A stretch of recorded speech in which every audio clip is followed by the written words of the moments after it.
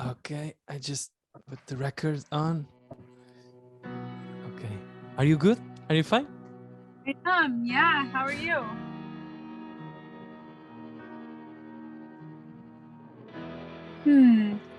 I don't know. It's sort of like a subconscious flow, you know? I think specifically with Old Flowers, it was just this necessity, this need to sort of have closure, and in the way that I was able to do that was to write songs. I know that you wrote this album alone in cities like Arizona, Nashville, and Lisbon too.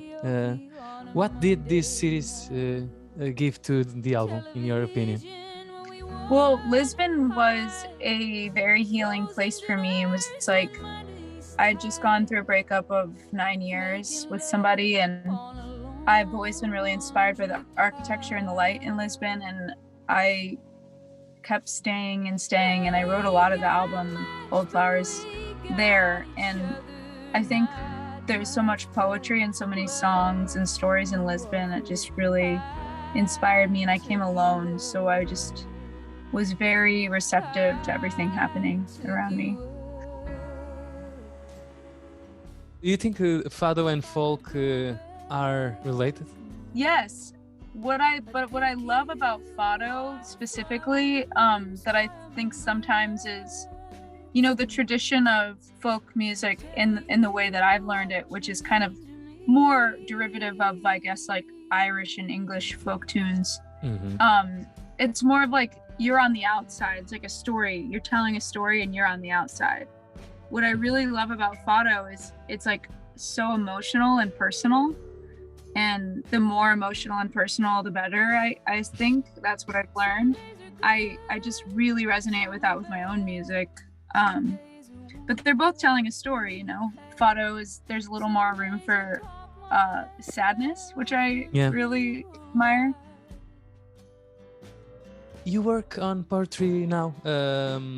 Tell me about this book, this new book. Yeah, it's always been a dream of mine to write a collection of poems. I've been working on it for years and years, but I was touring so much that I wasn't able to really like settle down and just really focus on it. So the pandemic, I guess the silver lining for me was that I got to finally finish this. And the poems are about transformation, and monarch is like, you know, a butterfly. I'm referring to the butterfly. So it's like relating life and all of its transformative feelings and nature to like the human experience. So it's just, you know, about growing up and transforming. It's similar between songwriting and poems?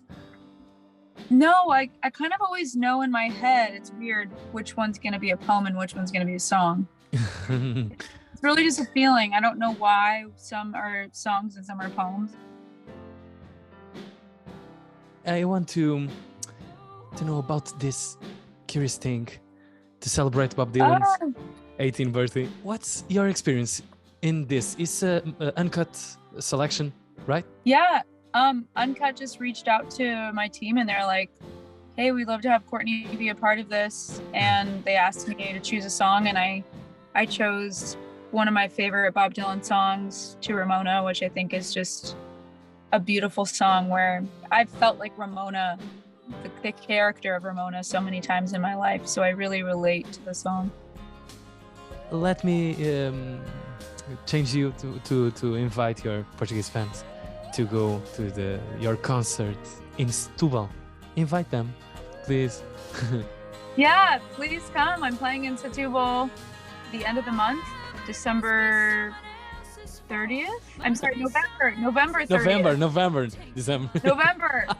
That's in wow, yikes. It's hard to remember all the dates.